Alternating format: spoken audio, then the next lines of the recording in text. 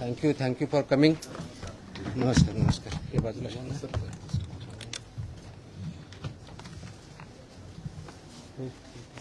आपल्या फोडला बोलला तुम्ही बसा. थोडं पाठीमाग घेऊ का? थोडं पाठीमाग सरू का?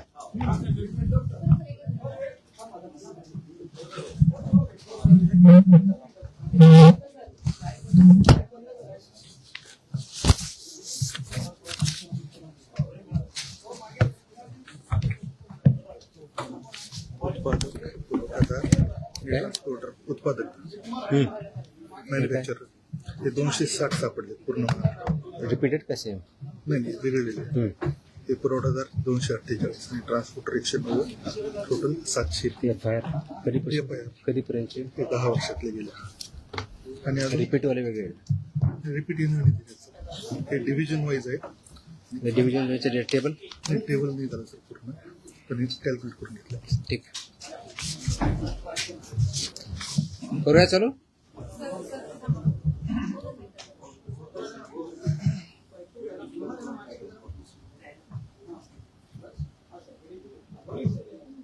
ओके.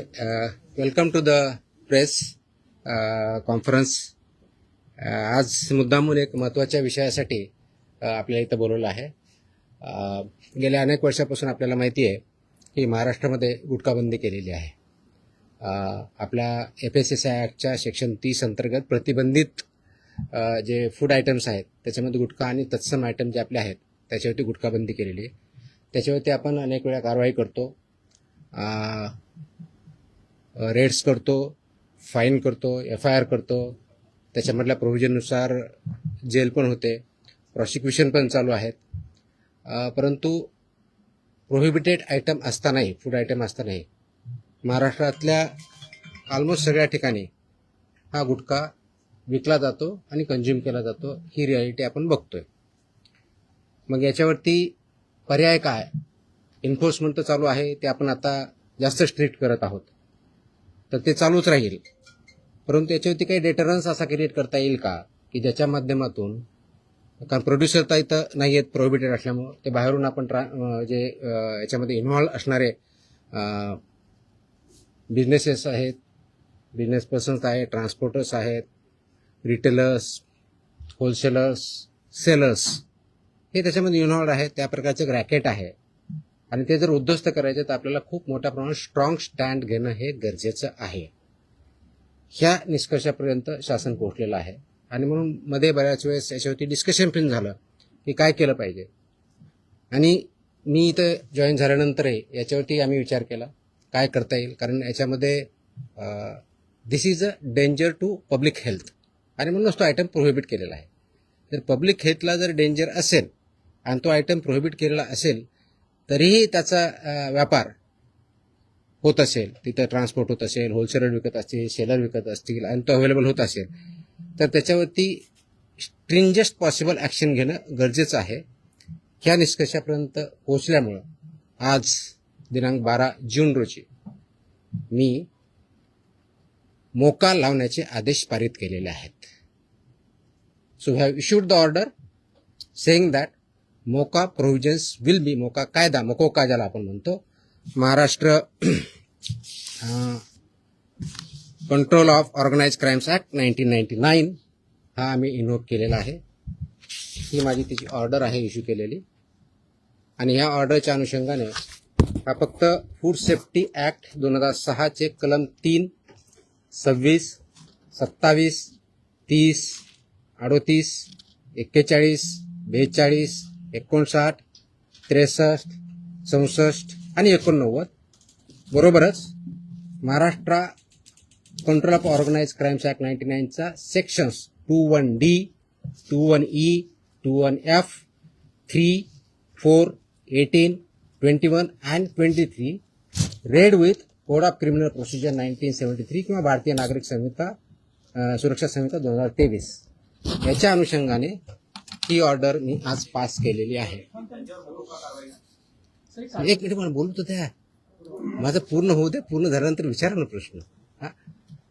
सो ही कारवाई करताना हे प्रोव्हिजन्स आहेत.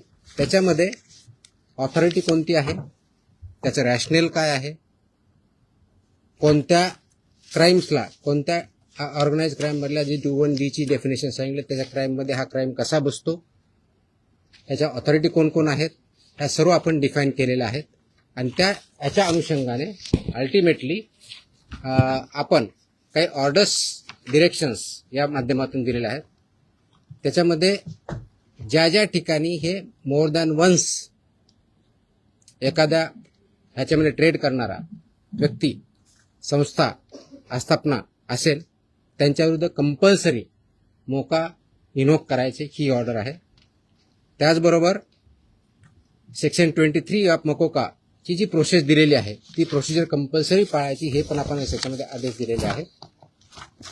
त्यानंतर persons and entities against whom MCOCA shall be invoked are manufacturers and producers of prohibited food products, number 1. Number 2, financiers funding their manufacture, procurement or distribution. Number 3, interstate and intrastate suppliers and commission agents. Number 4, transporters and vehicle operators, including agents who book or arrange transport. Number 5, godown operators, warehouse owners and store managers who knowingly store such products. 6th, wholesale dealers and distributors. 7th, sub-dealers and semi-wholesaler agents. 8th, retail sellers forming part of an identified organized network. And 9th, any other person who knowingly facilitates, abets, conceals or assists any of the above. त्या इतक्या जणांविरुद्ध मोकोका वापरायचे ह्याच्यामध्ये आदेश आपण केलेले आहेत. त्याचबरोबर प्रिझम्पशन ऑफ एलिजिबिलिटी जी आहे ते फक्त याच्यावरती नाही तर प्रिझम्पशन ऑफ एलिजिबिलिटी हे आपण ज्यावेळेस म्हणतो की any one or more of the following is present, ते स्ट्रॉंग प्रिझम्पशन फेवर करणारं मोकोकाला हे प्रोव्हिजन वापरायचं. आणि no officer shall refrain without recording specific return reasons approved by joint commissioner. रिजनचं जे असेल त्याच्यामध्ये की इंटरस्टेट सप्लाय चेन और मॅन्युफॅक्चर नेक्सस हे आपल्याला वरती न्यायचं प्रिझम्पशन ऑफ एलिजिबिलिटीसाठी वापरायचं आहे. Clandestine godowns, fake labels, dummy firms और फॉर्ज्ड इनव्हॉइसेस याच्यासाठी सुद्धा हा वापरायचा आहे.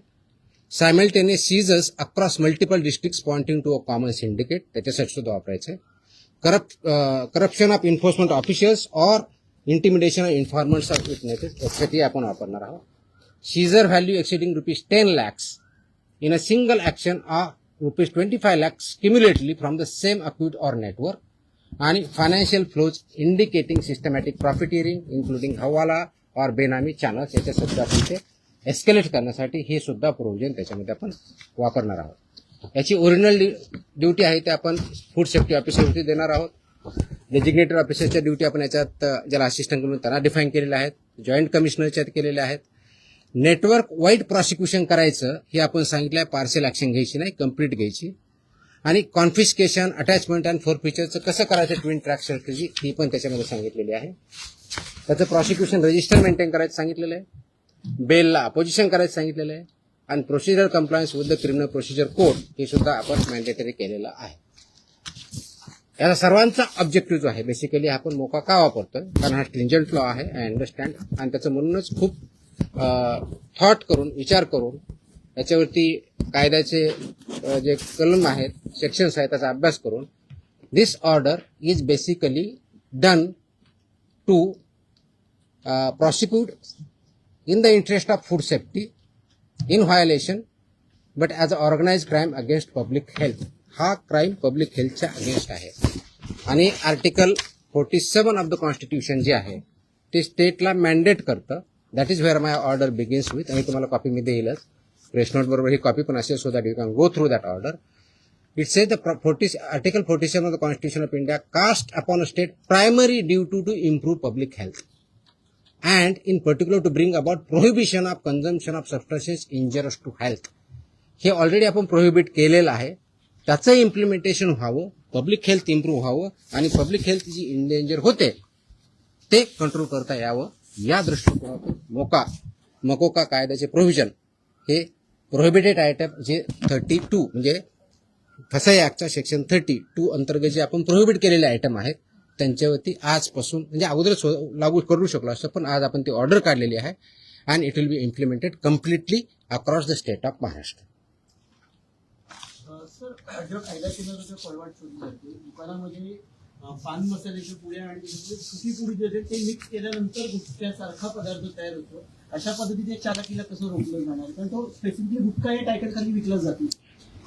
याच्यामध्ये मिसलिडिंग ॲडव्हर्टाइजमेंट ऍक्ट आहे. तुम्हाला काही दिवसापूर्वी कारवाई केलेली बघितली. फसाईमध्ये सुद्धा मिसलीड करणं, लेबलमध्ये चुकीची माहिती देणं, इन्ग्रेडियंट चुकीचे असताना वेगळा क्लेम करणं हा सुद्धा गुन्हा आहे. त्यानुसार आपण कारवाई करतो त्याच्यावरती. पण सर, ही जी चालाकी केली जाते, दिस इज मिसलिडिंग. तर मिसलिडिंगला कायदा दुसरं मिश्रण जे असतं ते पान मसाला त्याला सुद्धा याच्या अंडर घेतलं जातं ते तंबाखू मिश्रण. मी तेच सांगतोय की आपल्याला कोणताही एखादी ज्यावेळेस प्रॉडक्ट असतो त्याच्यावरती लेबल कोणतं असावं, ते कोणत्या स्टँडर्डचं असावं, त्याच्यामध्ये कोणते कोणते इन्ग्रेडियंट असावे, त्याची काय व्हॅल्यू आहेत वेगवेगळ्या, त्या दिले, त्याचे रेग्युलेशन्स आहेत. फसाईमध्ये रेग्युलेशन्स दिलेले आहेत, व्हेरी क्लिअरली दिलेले आहेत. त्याचबरोबर ॲडव्हर्टायझिंग आणि मार्केटिंगचे सुद्धा रेग्युलेशन्स क्लिअरली आहेत. त्याचं व्हायोलेशन जिथं जिथं होतं त्या प्रोव्हिजनचा वापर आम्ही तिथं करणार आहोत. पण सर, याची जेव्हा कारवाई केली जाते तेव्हा लोकल पोलिसांची भूमिका खूप महत्वाची असते. स्पेशली बीट मार्शल आणि यांचा जो व्हिजिलन्स असतो तो अनेक वेळा नेक्सस तिकडे दिसून येतो अनेक पानटपऱ्यांवरती. ते कसं ब्रेक केलं जाणार, का आपल्याकडनं कडक कारवाईची तरतूद सगळ्यांकडून. त्याच्यामुळे तुम्ही जर आता मी वाचलं व्यवस्थित ऐकलं असतं तर त्याच्यामुळे तुमच्याकडनं प्रतिक्रिया त्याच्यावरती अपेक्षित. पोलिसांनी नेक्सस ज्या ठिकाणी it's not about police or FDA किंवा food safety officers. It is the holistic. याच्यामध्ये कंझ्युम करणारा आहे तेवढा जबाबदार आहे, विकणारा आहे तेवढा जबाबदार आहे, इन्फोर्स न करणारा आहे तेवढा जबाबदार आहे. जो कोणी जबाबदार असेल आपण त्याच्यावरती कारवाई करणार आहोत आणि स्ट्रिक्ट करतोय. तुम्ही गेल्या काही दिवसामध्ये बघितलं असेल, हा ज्यावेळेस प्रोहिबिट केला त्यावेळेसचा उद्देश हाच होता की it's a danger to public health. आणि ते जर टाळायचं असेल, कारण याच्यामधून काय काय आजार होतात हे मी वेगळं सांगण्याची गरज नाही. It's documented, it's in the public domain. ते करण्यासाठी आपल्याला स्ट्रिंजंट ऍक्टचे प्रोव्हिजन आपण आज का इन्व्होक करतोय, कारण जेवढ्या इफेक्टिव्हली आपल्याला करायचं होतं तेवढं होऊ शकलं ना. हा डेटाच्या आधारे तुम्हाला मी डेटा सांगतो, म्हणजे जस्ट फॉर इन्फॉर्मेशन आपल्याला हा एक असेल की आतापर्यंत गेल्या 10 वर्षात ऑलमोस्ट आपण FIR किती केलेले आहेत महाराष्ट्रामध्ये. 32चा FSSAचा जो सेक्शन प्रोहिबिट केलेला आहे याच्यावरती. जे मॅन्युफॅक्चरर्स आहेत त्यांच्या विरुद्ध 260 मॅन्युफॅक्चरर्स FIR आहेत आपले. जे पुरवठादार आहेत सप्लायर्स ते 248 आहेत आणि पर्सन्स जे आहेत ते असे 190, असे 703 ट्रान्सपोर्ट कोणते हे ट्रान्सपोर्ट ट्रान्सपोर्टर म्हणजे उत्पादक 260, सप्लायर्स 248 आणि ट्रान्सपोर्टर्स 190 असे 703 FIR आहेत. सो FIR काय कमी केलेत अशातला भाग नाही. त्यांचं प्रॉसिक्युशन, त्यांची पुढची प्रोसेस आपण करतोय. पण आपल्याला अजूनही त्याच्यामध्ये कम्प्लीट याच्यामधून खरोखरच हद्दपात करण्याच्या दृष्टीने याच्यातून झाला नाही, तर पुढची स्टेप आपण घेतोय आणि ती आज आपण घेतलेली आहे. Yes please. पदभार स्वीकारला एक मिनिट. गुटखा हा 2 नंबर धंदा आहे आणि याच्यामध्ये खूप मोठं अर्थकारण आहे, ज्याच्यामध्ये पोलीस प्रशासन सुद्धा मोठ्या प्रमाणात, खास करून बॉर्डरवरचे जे जिल्हे आहेत किंवा बॉर्डरवरचे जे पोलीस स्टेशन आहेत तर तिथून मोठ्या प्रमाणात गुटखा सप्लाय होतो. आता मी ज्या भागात धाराशिव जिल्ह्यामध्ये पोलीस स्टेशनच्या मोठ्या प्रमाणात पोलीस प्रशासन काही गाड्या पकडतं, काही गाड्या सोडतं, असे पण आपण मी जे सांगितलंय की दोज हु आर रिस्पॉन्सिबल त्यांच्यावरती आपण कारवाई करणार. कुणी असू द्या, ते माझे अधिकारी होऊ शकतात, इन्व्हॉल्व जर असतील तर दुसरे कुणी असू शकतात. त्याच्यामध्ये एड्स, अबेट हे शब्दप्रयोग आपण जे केलेले आहेत त्याच्यामध्ये त्यांचं इन्व्हॉल्वमेंट जर सिद्ध झालं तर आपण त्यांच्यावरती कारवाई. नाही FIR आतापर्यंत झालेले आहे, पण ते प्रूव्ह करण्यासाठी, you are not getting my point, ते प्रूव्ह करण्यासाठी लेट मी आन्सर दॅट. ते प्रूव्ह करण्यासाठी आपल्याला ते डॉक्युमेंटरी एव्हिडन्स लागतील, आपल्याला एव्हिडन्सेस लागतील. असे आपल्याकडे सापडले तर डेफिनेटली आपण कारवाई करू. Let me complete. याच्यामध्ये आमचे काही अधिकारी इन्व्हॉल्व आहेत असं खूप अलिगेशन होतात, कंप्लेन येतात, आम्ही त्या व्हेरीफाय करतो. पुढच्या काही दिवसामध्ये असे काही अधिकाऱ्यांचं इन्व्हॉल्वमेंट आहे किंवा नाही याच्याबद्दलचे इन्व्हेस्टिगेशन आमच्याकडे सध्या चालू आहेत. त्याच्यातून जे रिझल्ट येतील ते आपल्यापर्यंत येतीलच. सर, आपण पदभार स्वीकारल्यापासून अनेक कारवाया केलेल्या आहेत. आतापर्यंत जेवढ्या कारवाया झाल्या साधारणपणे किती कारवाया झाल्या, किती तो डेटा मी प्रेसमध्ये दिलेला आहे ना. नाही, मी डेटा मी प्रेसमध्ये दिलेला आहे. टीव्हीला त्या बाहेर स्वरूपातला नाही, माझ्या टोटल आता काही कारवाया केल्या खूप केल्यात. दररोज मी प्रेस देतोय. झालेली अटक आणि किती आहे गुन्हे दाखल झाले. देतो. Yes please. प्रोहिबिटेडची घ्या. एका वेळेस एक minute. I answer every question. Let me I come to. हां, मकोकाची कारवाई करतात. परत धमकी मला धमकी आलेलं कुणी सांगितलं तुम्हाला? नाही, sorry, no sorry, please look at ती जुनी क्लिप आहे, कमीत कमी 10 वर्षापूर्वीची आहे. Look at the clip. आताची क्लिप नाही याची ती. दॅट वॉज नाही मला नाही आलेलं. That clip if I remember correctly, मला आठवत नाहीये, इफ आय रिमेंबर करेक्टली बहुतेक ती पुण्यातली क्लिप आहे, फेनावाजीन पीएमपीएम आहे. चेकआउट तुम्ही बघा, ते क्लिप आताची नाही, मला कोणतरी पाठवली, मला कोणतरी विचारलं, मला अशी धमकी नाही आलेली. येतो मी त्यांना. Let us focus on this. There are so many issues. Let us focus on this. Please. थोडं I'll answer on this one. 2 दिवसापूर्वी संभाजीनगरमध्ये एफडीएच्या पथकावर दगड फेकला आणि अधिकाऱ्यांना स्कॉर्पिओ गाडी त्यांच्या अंगावर घालण्याचा प्रयत्न केला. त्यांच्यावर पण मकोका अंतर्गत कारवाई होती. आता हे जे मी तो gutkha exactly that's what I am saying. कारण मकोका क्लॉज वापरण्यासाठी ज्या काही प्री कंडिशन्स आहेत त्या फुलफिल झाल्या, डेफिनेटली करणार आम्ही. कारण त्याला एका गुन्ह्यासाठी होत नाही, it has to be more than 1 offence in last 10 years. त्यांच्यावर जर झालेला असेल तर डेफिनेटली आम्ही करू, कारण त्याचे कंडिशन फुलफिल करायला पाहिजे. अदरवाईज आमचे FSSAचे ऍक्ट, BNS ऍक्ट आम्ही ते वापरतोच आहोत. आज ती जे हल्ला झाला त्याच्यावरती इमिजिएटली स्विफ्ट कारवाई पण झाली. 7 का 8 लोक त्याच्यामध्ये अरेस्ट पण झाले immediately. I spoke on with DGP also. DGPने सुद्धा इमिजिएटली त्याच्यावरती रजिस्ट्रेशन म्हणून कारवाई केली. अँड अशा प्रकारचे हल्ले आम्ही भिणार नाही. Very clearly will protect our officers आणि those who take law in to their hands will show force of the law. एक मिनिट. येस नाही, बाजूला तुमच्या. बताऊंगा. मेरी हिंदी इतनी अच्छी है ही नहीं, जितनी भी टूटी फूटी है उसमें बात करूंगा. बोलूंगा. एक मिनिट तुम्हाला उत्तर दिलं ना मी. आपण एकदा मराठी पूर्ण करून घेऊया, मग आपण अरे थांबा ना तुम्ही, मी इथंच आहे, मी कुठे पळून नाही चाललोय. सिस्टमॅटिक व्हायचं. भिवंडीमध्ये जे आहे ते नकली व्यक्ती अधिकाऱ्यांना अटक करण्यात आलेली आहे. त्यामुळे कशा पद्धतीने जर एखाद्या वेळी आपण ज्यावेळी थाळी टाकतो, आय कार्ड असतं ऑफिसरकडे. Simple. My officers wear I card. Very clearly they show the I card. या प्रतिबंधित माल जो आहे तो बऱ्याचदा गुजरात सारख्या राज्यातून मुंबईत येतो, खास करून गुटखा असेल किंवा बऱ्याचदा भेसळयुक्त खावा देखील गुजरातवरूनच मुंबईमध्ये येतो. वाहतूक व्यवस्था करणाऱ्या अनेक लक्झरी बसेस असतात, टुरिस्ट गाड्या असतात किंवा ट्रक. यासाठी RTOची काही मदत वगैरे घेणार? मी आता वाचताना वाटलं इन्क्लुडिंग ट्रान्सपोर्टर्स. RTOची मदत घेणार? सगळ्या एजन्सी एकत्र काम करत असतात. त्याच्यामध्ये सगळ्याच एजन्सी काम करतात. आपण याच्यामध्ये मकोका लावताना किंवा हे करताना इव्हन आताचे जे FIR होत आहेत त्याच्यामध्ये आपण फक्त विकणाऱ्याला करत नाही, त्याचा ट्रान्सपोर्टरला पार्टी करतोय, त्याचा डिस्ट्रीब्युटरला पार्टी करतोय, तुमच्या ओनरला. मी तुम्हाला लिस्ट पण दिली. तर इथून पुढचे आता आल्यापासून FIRचे हे it will be right from manufacturer to seller. आताही होत आहेत, अजून जास्त स्ट्रिंजंटली होतील. So they are responsible. कायद्यामध्येच व्हेरी क्लिअरली त्याच्या मेन्शन, कुठेही डाऊट नाही त्याच्याबद्दल. याच्या बाहेर नका विचारू, जो आपला विषय चालला तेवढाच विचार. नाही, संबंधित नाही, आजच्या विषयाशी संबंधित. तुकाराम मुंडे साहेब ज्या ज्या विभागाचा पदभार ग्रहण करतात तो विभाग नेहमी चर्चेत येतो, असं का होतं? त्याचं उत्तर तुम्ही द्या, मी कसं देणार आहे? आय मीन तो काय होतो तर you are better. No, I cannot answer this. Simple. कारण काय येतो, लोक चर्चा का करतात, तुम्ही जास्त का पब्लिश करतात, का कुणी काय करतं, ह्याचं उत्तर मी नाही देऊ शकत. You have to analyse. त्याचं उत्तर मी कसं देऊ शकणार? सोशल मीडियावरती तुम्ही विचारल्यानंतर प्रचंड लोकांचा पाठिंबा we are diverting. Let us not divert. No. So related direct आहे. नो, हे जे विषय त्याच्यावरती आपण बोलू, बाकीचे विषय नाही.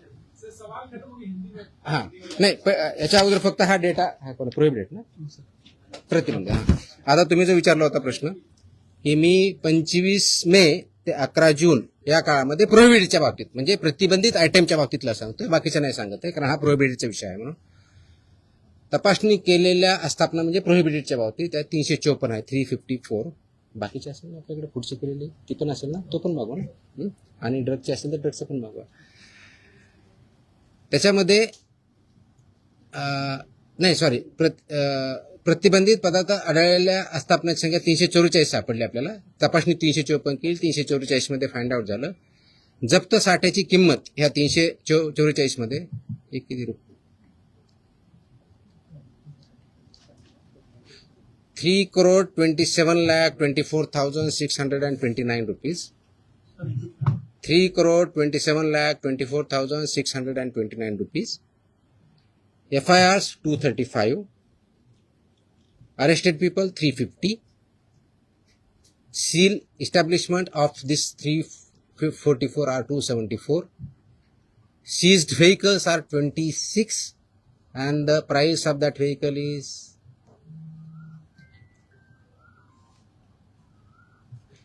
13,39,500. Sorry, 1,33,95,000. So this is about 25 मे ते 11 जून प्रोहिबिटेड आयटमच्या बाबतीत जी मोकोका आपण लावला त्याच्या बाबतीतची माहिती आहे. आणि किती जप्त? 26. त्याची कॉपी पाहिजे कॉपी द्या सर्वांना. Okay okay. So I am giving you the press note detail in Marathi and I am attaching the order also. So you are aware of this order is in English. ते आम्ही मराठीमध्ये आम्ही पाठवतो आमच्या ऑफिसला. It's a big exactly order आहे. जवळजवळ किती पानाची आहे? 8 पानाची ऑर्डर आहे. कारण याच्यामध्ये रॅशनिंग डिस्ट्रीब्यूट सगळं आहे. So you will get this one. Press note plus this one. हिंदीमध्ये माझी हिंदी चांगली नाही होत एवढी यार. मैं इतना बुरा लगूंगा उसमें. मैं इंग्लिश में बोल सकता हूँ. हाँ हाँ हाँ.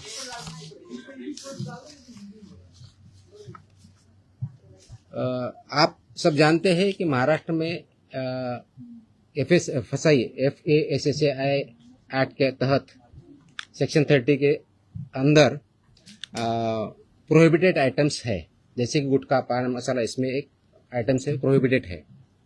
इसका मतलब ये होता है कि ये प्रोडक्ट फूड प्रोडक्ट जो है प्रोहिबिटेड वो महाराष्ट्र में मैन्युफैक्चर नहीं हो सकता है, ट्रांसपोर्ट नहीं हो सकता है, स्टोर नहीं हो सकता है, सेल नहीं हो सकता है. फिर भी बहुत कार्रवाई करने के बावजूद इसका सेलिंग और अवेलेबिलिटी महाराष्ट्र में कई जगहों पे पाया जाता है. इसीलिए गवर्नमेंट शासन ने ये डिस्कशन कर रही थी कि इस पर क्या किया जाए, कौन सा स्ट्रिंजेंट एक्ट या क्लॉज या कार्रवाई की जाए जिसकी वजह से ये एक्चुअली प्रोहिबिट होगा. क्योंकि ये दिस इज ए इंडेंजर, तो पब्लिक हेल्थ के लिए हानिकारक है. इससे पब्लिक हेल्थ इंडेंजर होती है. ये नॉलेज पब्लिक डोमेन में है.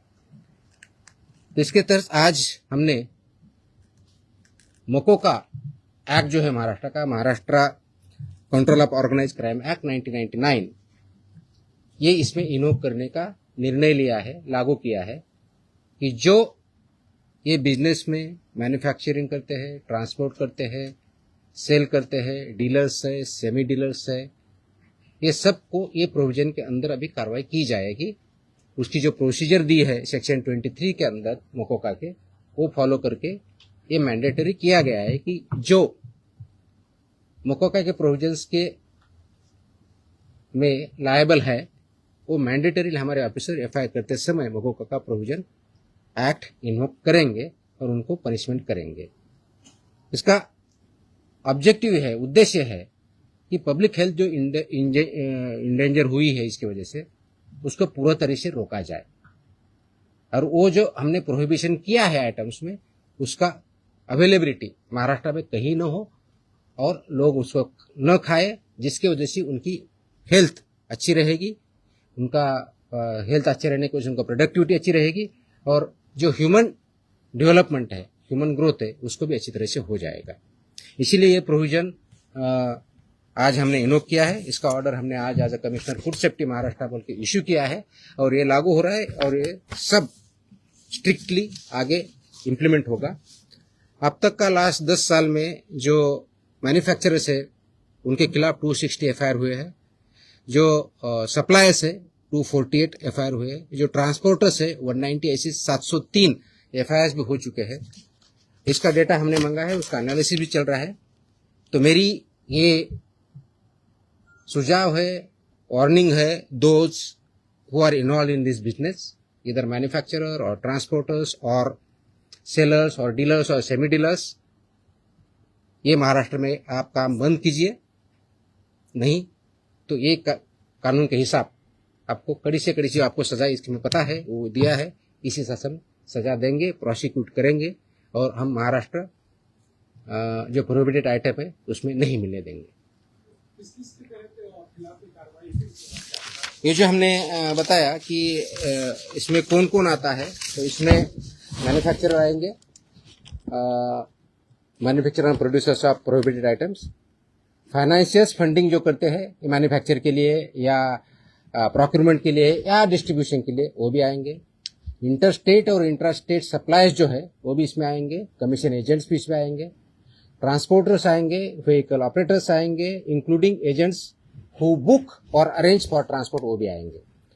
गोडाउन ऑपरेटर्स आएंगे, वेयरहाउस ओनर्स आएंगे and store managers who knowingly store such products, वो भी आएंगे। होलसेल डीलर्स एंड डिस्ट्रीब्यूटर्स भी आएंगे, sub dealers and semi wholesalers भी आएंगे, एजेंट्स भी आएंगे, retail sellers forming part of an identified organise network भी आएंगे, और एनी अदर पर्सन नोइंगली, जानबूझ के उसको अबेट करता है, इंफॉर्मेशन कंसील करता है या असिस्ट करता है, ये सब के खिलाफ लगेगा। सेलर है,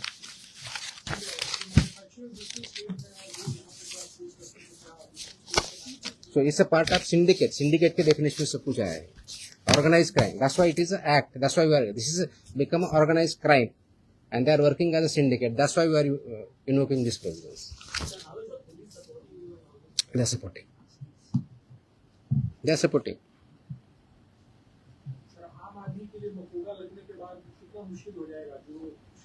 आम आदमी को क्यों मुश्किल होगा? आम आदमी बिजनेस में नहीं है ना,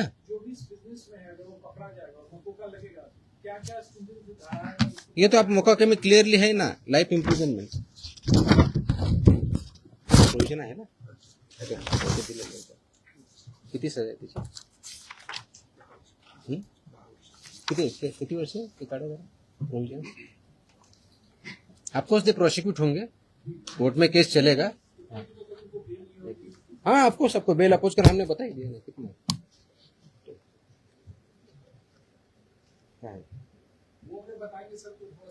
नहीं वो तो फुटे which may extend up to 10 years imprisonment, shall also be liable to fine, such property shall also be liable to be attached and forfeiture। और रिपीट है तो उसके फिर और बताए, यहाँ इम्प्रिजनमेंट, प्रॉपर्टी भी सीज होगी। नाही हे विषय संपवल्यानंतर आपण दुसरा आता, ठीक आहे? तुमचे प्रश्न संपत नसतात कधी, मला माहिती आहे। आय थिंक झालं ना आता हिंदीमध्ये। हा, येतो एक विषय संपला, आता हा विषय संपवत आपण। माझी अशी अपेक्षा आहे आपल्याकडून, प्लीज याला चांगली पब्लिसिटी द्या। This is in the interest of state of Maharashtra, is very very crucial, very very crucial. Many people have fallen prey to this, so we need to save our people. We need to work. That's a public health hazard, and we have to eliminate it. Absolutely clear. So इसीलिए मुझे ये publicity जितनी ज़्यादा दे सकते हो वो दे दो. That is my request. Dairy ओनर्सची आणि मॅन्युफॅक्चर म्हणजे मिल्क अँड मिल्क प्रोडक्ट्स याच्यामध्ये आज मीटिंग मी सगळ्यांची बोलवली होती. उद्देश हा होता की डेअरी सेक्टरमध्ये जे फसाईचे रेग्युलेशन्स आहेत, स्टँडर्ड्स आहेत, म्हणजे सगळ्या सेक्टरमध्ये आहेत, त्याच्यामध्ये डेअरीचे पर्टिक्युलरली बोलवली होती, कारण तो खूप मोठा इश्यू आहे, अनेक वर्षापासून आहे. अत्यंत चांगले लोक काम करणारे त्याच्यात आहेत आणि काही त्याच्यामध्ये चुकीचं काम करणारे पण आहेत. आणि म्हणून FDA म्हणून आम्ही काय कारवाई करणार as a regulator. FDA is a regulator आणि मी फूडच्या बाबतीत म्हणलं फूड कमिशनर स्टेट म्हणून आम्ही रेग्युलेट करतो जे फसाईचे नॉर्म्स आहेत. कारण फसाई ॲक्ट हा 2006ला आला, त्याचे रूल्स 2011ला झाले आणि 2011 पासून आतापर्यंत वेगवेगळे रेग्युलेशन किंवा स्टँडर्ड्स फसाईने डिक्लेअर केलेले आहेत. ते मॅन्डेटरी आहे सर्वांवरती. जे जे फूड बिझनेसेसमध्ये आहे, ज्याला आपण FBO म्हणतो, फूड बिझनेस ऑपरेटर, ते रजिस्टर्ड असणं हा भाग वेगळा आहे. पण त्यांनी कोणत्या कोणत्या प्रकारचे स्टँडर्ड्स जे जे प्रॉडक्ट आहेत त्याला वापरायचे, त्याप्रमाणे प्रॉडक्ट तयार करायचे किंवा सेल करायचे, हे त्याच्यामध्ये स्टँडर्ड्स दिलेले आहेत. त्याच्यामधला एक भाग म्हणून जे मिल्क अँड मिल्क प्रॉडक्ट्स आहेत याच्यासाठी जे स्टँडर्ड्स लागतात ते त्यांनी पाळावेत, ते त्यांनी इम्प्लिमेंट करावेत. या दृष्टिकोनातून एक इंटरॅक्शन सेशन, कायद्याचे प्रोव्हिजन, रेग्युलेशन्स कोणते आहेत ते त्यांना आम्ही सांगितले. त्यांचे जे काही इश्यू होते ते आम्ही समजून घेतले आणि यातून पुढे खूप स्ट्रिक्टली याच्यावरती इन्फोर्समेंट होईल. राईट फ्रॉम कलेक्शन सेंटर गावातलं जे असेल तिथपासून ते म्हणजे तुमचा MBO असेल, म्हणजे तुमचं जे चिलिंग सेंटर असेल, कलेक्शन सेंटर्स असेल, चिलिंग सेंटरपासून तुमच्या डेअरीपर्यंत जात असेल, मग तुमचा दूध प्रॉडक्ट बनवणारा किंवा पनीर बनवणारा तिथपर्यंत जात असेल, ते प्रॉडक्ट बनवून ते कंझ्युमरपर्यंत जात असतील, ही सगळी चेनमध्ये जे त्याच्यामध्ये इन्व्हॉल्व आहेत त्यांनी हे सगळे स्टँडर्ड्स पाळले पाहिजेत, इम्प्लिमेंट केले पाहिजेत आणि त्याच्यामुळे चुकीचं काही होणार नाही हे त्यांना समजून सांगण्यासाठी, कायद्याचे प्रोव्हिजन समजून सांगण्यासाठी आम्ही मीटिंग बोलवली होती, इंटरॅक्शन केली. मी एक प्रेझेंटेशन पण केलं की कायदा काय सांगतो, नाही केलं तर त्याचे काय प्रोव्हिजन होतात. तर 2-3 ठळक ज्या गोष्टी आहेत त्याच्यामधल्या, तर एक पहिलं की अनसेफ फूड हे कशाही परिस्थितीत टॉलरेट केलं जाणार नाही, इन्क्लुडिंग मिल्क प्रॉडक्ट्स. अनसेफ फूडची डेफिनेशन कायद्यात दिलेली आहे, त्याच्यामुळे मी इथे बोलत नाही, ते तुम्ही वाचू शकता, त्याच्यात क्लिअरली आहे. दुसरं अडल्चरेटेड फूड, तिसरं मिसब्रँडेड, चौथं सबस्टँडर्ड आणि अजून काय एवढंच नाही. सो अशा प्रकारच्या कॅटेगरी आहेत आणि या प्रत्येक कॅटेगरीला काय पनिशमेंट आहे हे कायद्यामध्ये दिलेलं आहे. तर ते व्हायलेट तुम्ही करू नये. त्याचे जे वेगवेगळे रेग्युलेशन, पहिला रेग्युलेशन फॉर रजिस्ट्रेशन कंपल्सरी आहे, ते बऱ्यापैकी इम्प्लिमेंट आहे आजच्या डेटला, रजिस्ट्रेशन आणि लायसन्सिंग, पण ते तेवढ्यापर्यंत चालत नाही. फूड प्रॉडक्ट्सचे जे 2011चे स्टँडर्ड्स आहेत ते बऱ्याच वेळेस कॉम्प्रोमाइज केले जातात, ते करता येणार नाही. मार्केटिंगच्या किंवा ॲडव्हर्टाइजिंगच्या बाबतीत चुकीचं दिलं जातं, ते करता चालणार नाही. त्याचबरोबर काय म्हणतो त्याला, प्रिंटिंग काय म्हणतो त्याला, प्रिंट करतो ते लेबलिंग जे आहे ते व्यवस्थित होत नाही किंवा चुकीच्या पद्धतीने होतं का मिसलिडिंग होतं, ते चालणार नाही. पॅकेजिंग त्याचे स्टँडर्ड्स ठरवले आहेत, ते पॅकेजिंग त्याच पद्धतीनं पाहिजे, ते चालणार नाही.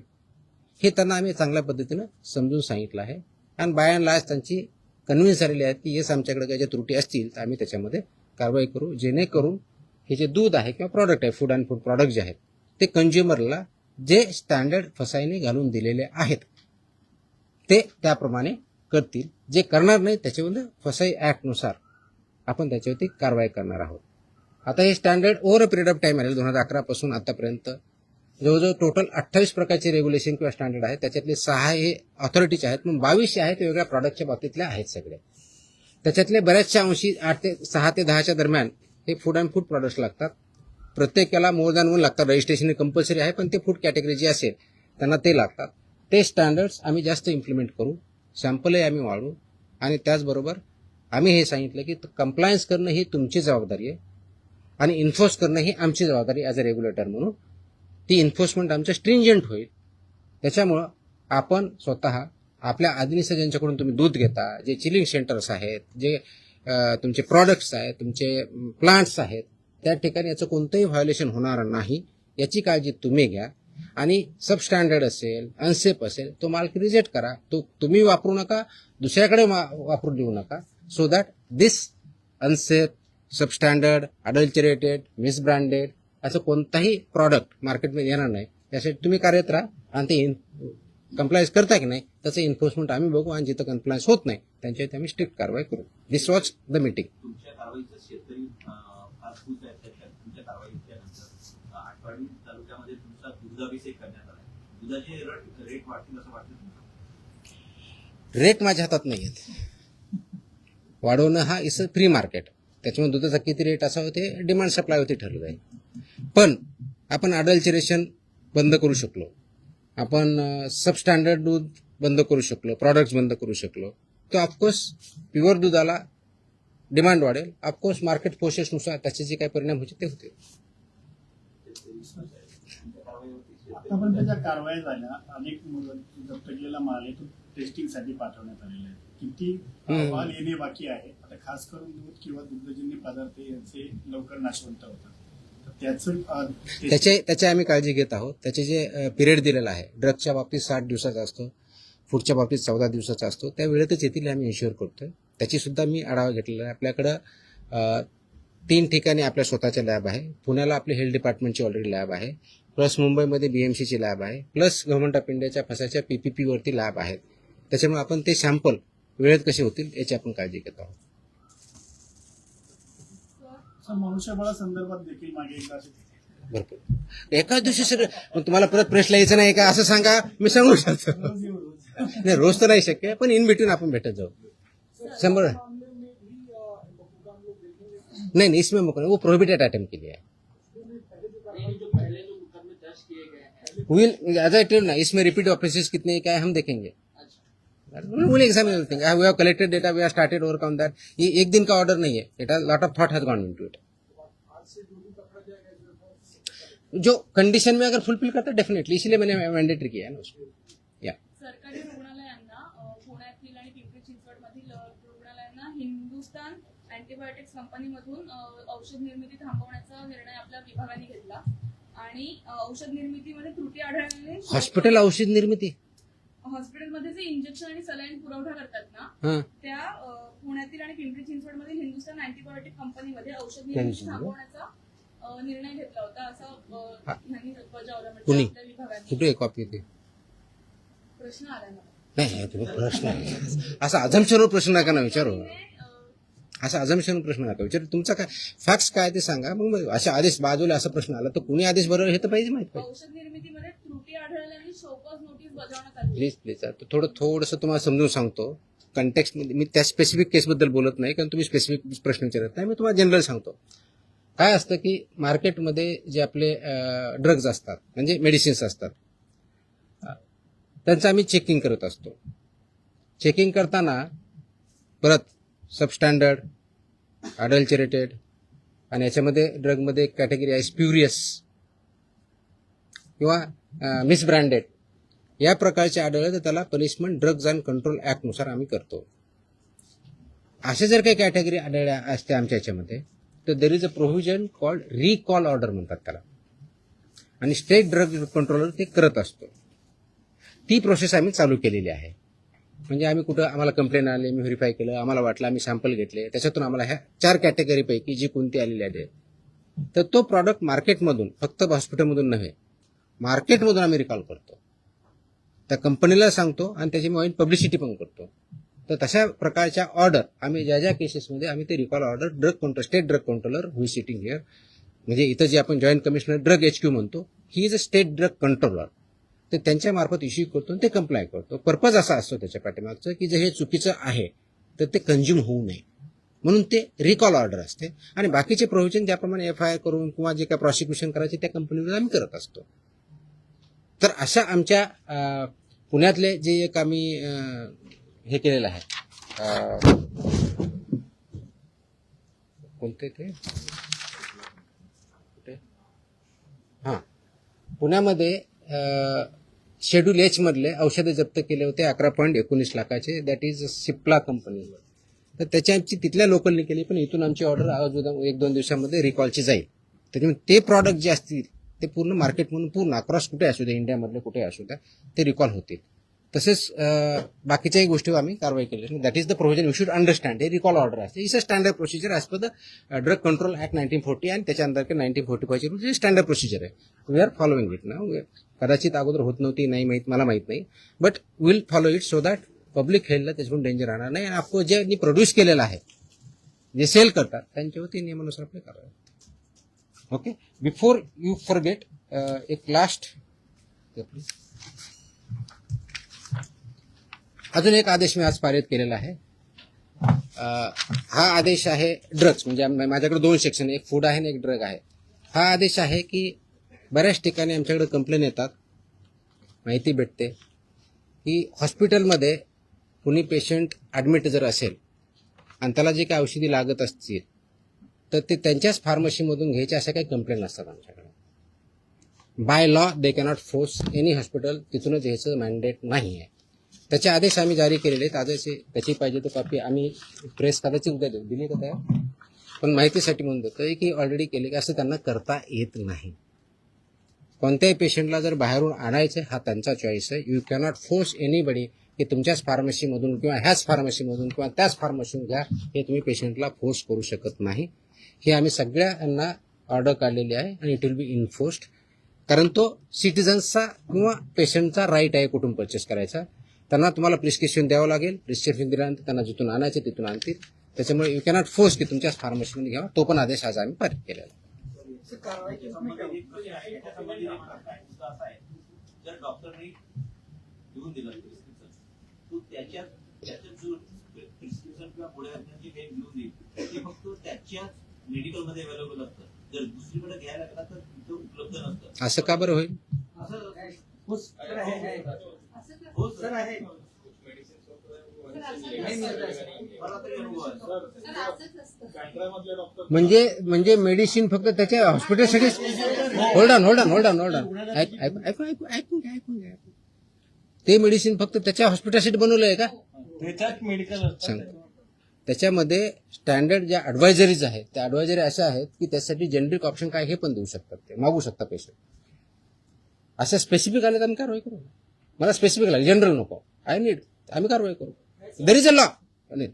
मैं है नहीं बोल रहा, मैं क्वेश्चन नहीं कर रहा हूँ. अगर ऐसे हमारे पास स्पेसिफिक कंप्लेन आते हैं हम कार्रवाई करेंगे ना. सर कसं ते कंटेंट पेक्षा ते ब्रँड नेम देतात, त्यामुळे लोक ब्रँड नेम वरती जातात आणि कंटेंट हा खूप मोठा विषय आहे. प्रिस्क्रिप्शन कसं लिहावं, कुठं लिहावं, कोणतं द्यावं, आता त्याच्यात मी जाणार नाही की तो माझा डोमेन नाही आहे. माझा ड्रगच्या बाबतीतला जो इश्यू आहे, अशा प्रकारच्या कंप्लेंट जर आमच्याकडे आल्या तर will definitely investigation look into it. Okay, I think I have satisfied everybody. आणि मोकोकाला जरा वाईट पब्लिसिटी आहे. येस, या अगोदर नाही सांगायचं का? अरे नाही, आता नाही, बाकीचे सगळ्यांना सर प्रिंटमध्ये द्या. It is required and it is essential also. Okay, चलो, थँक्यू. सर पीएम म्हणजे ट्रेडमार्क की तुकाराम मुंडे. गप्पा नको मारा.